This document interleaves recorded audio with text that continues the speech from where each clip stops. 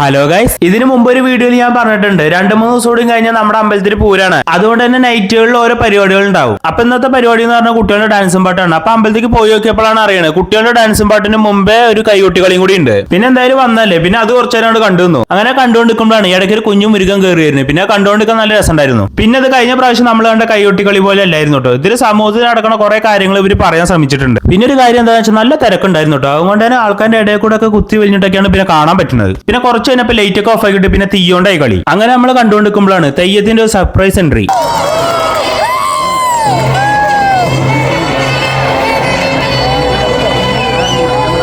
പിന്നെ അങ്ങോട്ട് കാണാൻ നല്ല ഉഷാറായിരുന്നു.